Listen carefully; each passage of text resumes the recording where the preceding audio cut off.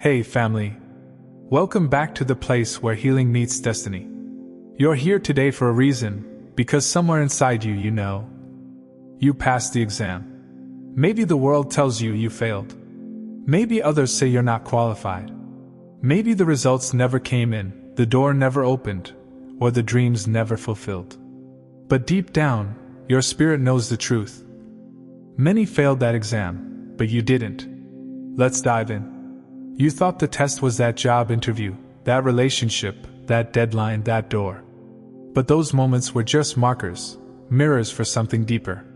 The real exam was always within. Could you hold your peace when chaos surrounded you? Could you stay faithful when nothing made sense? Could you love when you felt unloved? That's the real test. Because chosen ones are marked not by results, they're marked by resilience, faith, and alignment. When the certification didn't come, when VIP passes were rejected, when nothing seemed to work, you could have crumbled. Many did, but not you. You chose to remain grounded, to continue working in secret, to pray when faith was silent, to love when hearts were closed.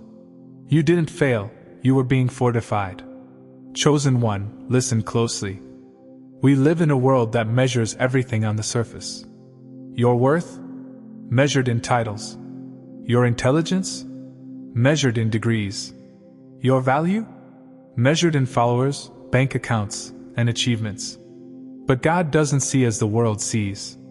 While man looks at the outer image, God searches the heart. The world might have labeled you unqualified, not ready, too soft, too late, too different. But the divine sees beyond labels. God doesn't need to run a background check on your credentials.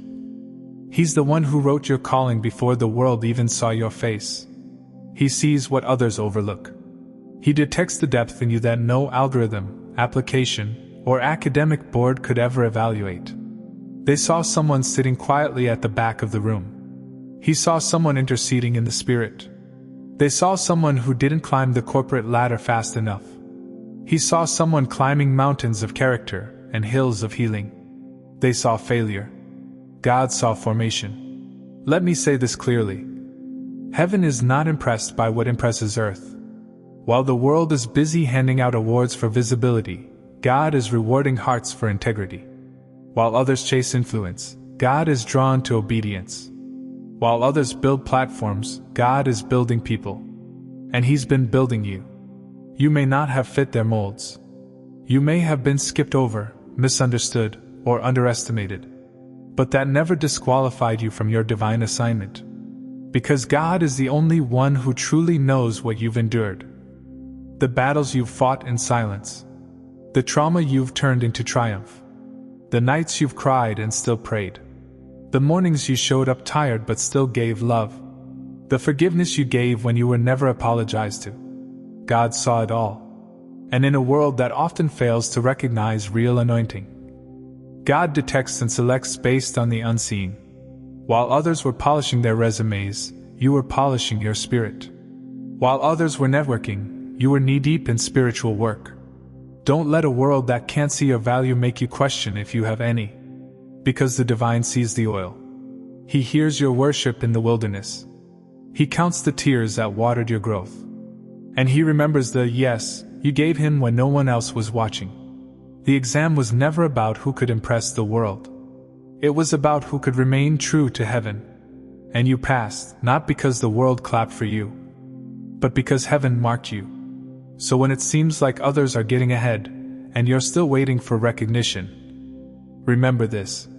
The one who matters most already saw what no one else did. And He's lifting you.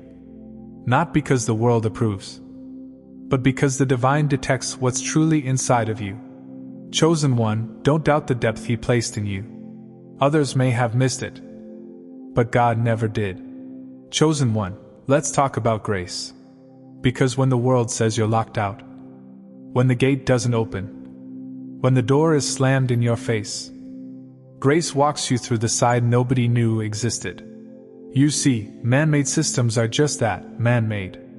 They decide who's qualified based on credentials, appearance, status, and social proof.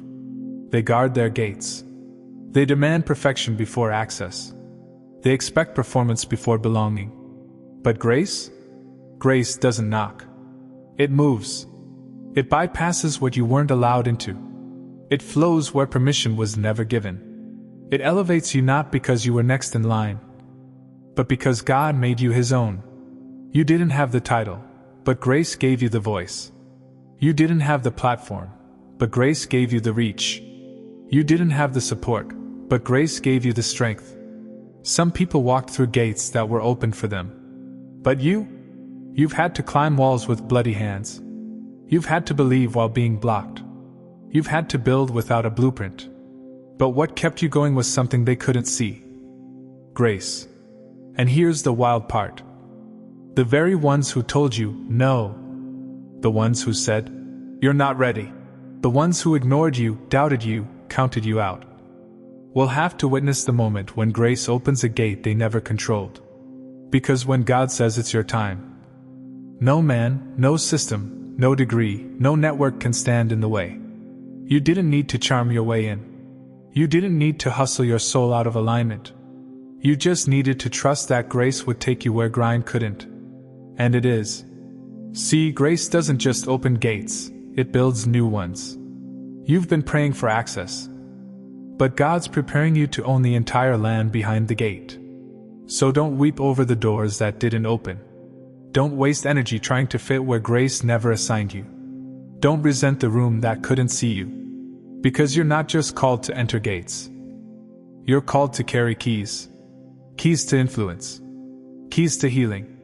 Keys to generations that will rise through your obedience. Chosen one, the gatekeepers don't decide your destiny. God does. And His grace has never once required anyone else's permission. So walk boldly. You're not sneaking in. You're not begging for entry. You're being sent, by divine grace, into divine territory.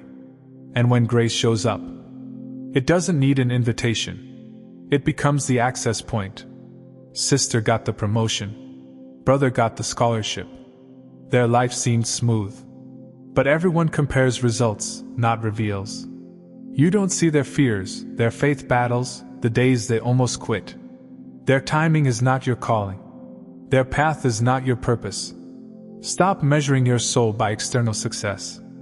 Every tear served your character.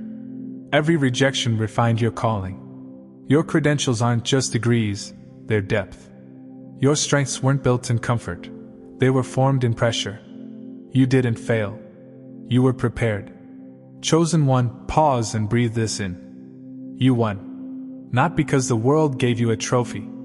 Not because someone clapped for you. Not because your name was trending. You won because you're still here. Still standing. Still praying. Still becoming. Still walking the path, even when it felt like you were walking it alone. You passed the test that most people didn't even realize they were taking. The test of perseverance. The exam of quiet obedience.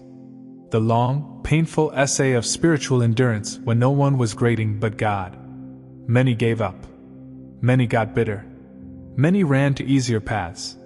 But you stayed soft in a hard world. You stayed pure in a polluted system.